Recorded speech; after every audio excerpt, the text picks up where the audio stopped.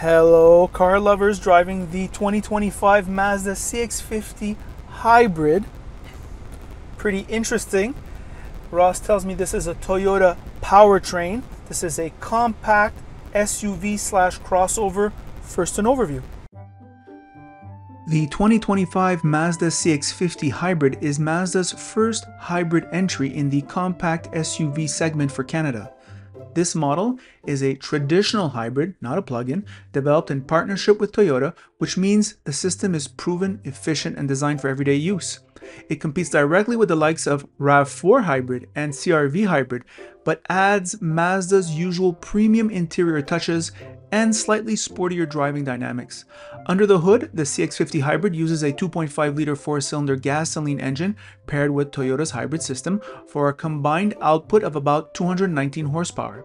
The power is delivered through an electronically controlled variable transmission, ECVT, to Mazda's standard I-Active all-wheel drive system. Fuel economy is one of the strongest points. Expect around 6.2 liters per 100 kilometers in the city and 6.5 liters on the highway, or 39-37 mpg. Since it's not a plug-in, there's no charging required, no range anxiety, no need to install a level 2 charger at home, or worse, no need to run around looking for a charging station.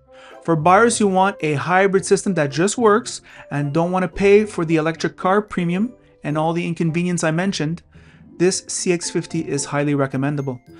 Mazda offers the CX-50 Hybrid in several trims, starting at $42,000 Canadian and reaching close to $50,000 Canadian for the full-equipped GT model, which is what we have. Inside, CX-50 is more premium than its rivals, with soft-touch materials, a more quiet interior, an elegant dashboard design, a more driver-focused cockpit. Higher trims add leather seating, panoramic sunroof, larger infotainment display, advanced driver assist features, and Bose audio.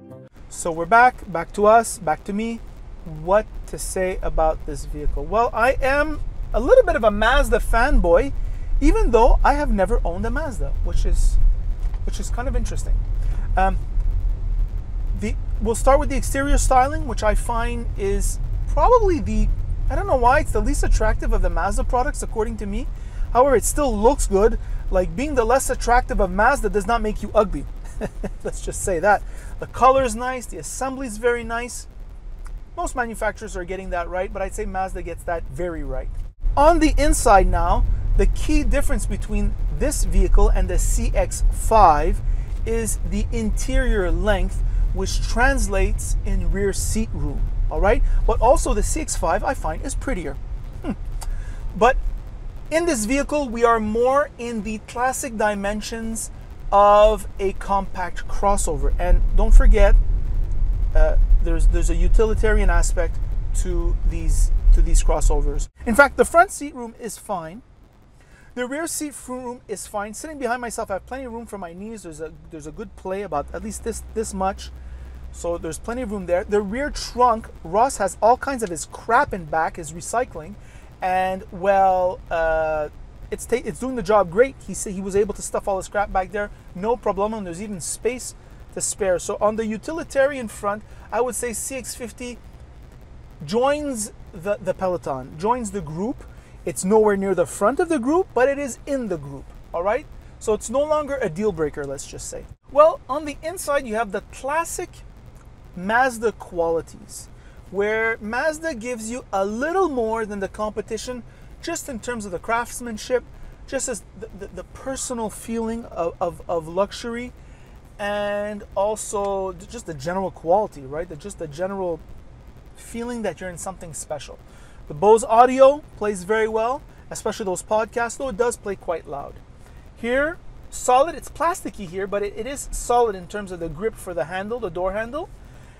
Soft touch here, soft touch here, soft touch here, soft touch here, soft touch here. This is well laid out. All right, there's a little bit of piano black, but I mean, it's not too distracting. You have a nice quality feeling interface here. There's this knob to interface with the infotainment, which I find is one of the worst infotainments. The entire industry is going to like an iPhone-like, a giant iPad-like interface.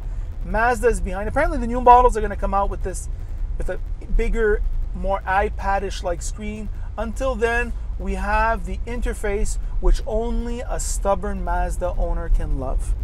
All right, that's what I have to say about that. The dash is not all digital, but it is quite classy, and it's fine. Here, the steering wheel is certainly above average with these grips at 10 and 2, which seem to be like ergonomically designed for hands. We have here real metal here for the interfaces with the driving aids, which you will do often in the city of Montreal and in the surrounding areas. Heads-up display, very cute. This safety feature, because a heads-up display is a safety, takes your eyes off the road, much less when you're looking at your speed, combined with the separate, simple to use climate control, which is only inched bested by Honda, creates a wonderful security. So see the muscle memory here. I'm playing with the temperature, playing with the fan speed. Very good. Very, very good. The seats are extremely comfortable. This used to be a flaw with Mazda 4 or 5 years ago. I remember trying a 2021 Signature and my back ached for a week after that test drive. Now this is no longer the case. I can feel the quality. There's a lumbar support which has an impact. Just the seats are just better. The leather quality is average, and that's what I have to say about these wonderful seats. Really good stuff, Mazda. I like it. So other thoughts about this vehicle: the driving aids work well. They even work in the city. That's really good, and that's what I have to say about that. This vehicle is very quiet on the highway, above average, which is a luxury feel. The hybrid system comes from Toyota, so from a reliability point of view, you feel safe, right? When you're buying these alternate propulsion systems, you want to feel safe. Toyota does that. And Mazda does that too. All right? Transmission doesn't draw attention to itself. I'd say this engine has enough spunk for the average drive, and that's what I have to say about that. What about the inputs? They are easy. Are they quite as easy and as natural as the class leader Honda CR-V? I don't think so, but they are very good and certainly top tier in terms of suspension, just a general feeling of sureness when you're driving this vehicle. I see a lot of smiley faces from Mazda owners on the road, and that is very good. So really, now we're going to get Quebec market specific, more specifically the greater Montreal area where 1 out of 2 Quebecers live. All right, we'll start at Saint-Jérôme, we're going to go down to Saint-Jean, we're going to go to Les Cèdres, and we're going to go all the way to La Valtrie. And really what it is, it has become a traffic fest. In fact, I don't even know why they mention the highway mileage, because even when you're on the highway at sometimes all times, you're in stop and go traffic. I'm going to leave right now at 1:35 p.m. I'm going to go to Saint-Jérôme Beach, and it's going to take me well over an hour. I'm going to be on traffic on the highway. There's endless year-round construction. They never get anything fixed. What does that mean? Am I whining? Is this Quebec bashing? No, not at all. It is the reality of where we live, and the hybrid system, along with these driving aids, make it so much more bearable. This thing's going to do 6-7 liters per 100 kilometers no matter what. All right, whereas when you're the gas only version, you're going to be hitting 10, 11, 12, 13 liters per 100 kilometers on the highway often, and this is off traffic hour. So the hybrid system really relevant. What do I have to say in conclusion? This is a top 3 product for me.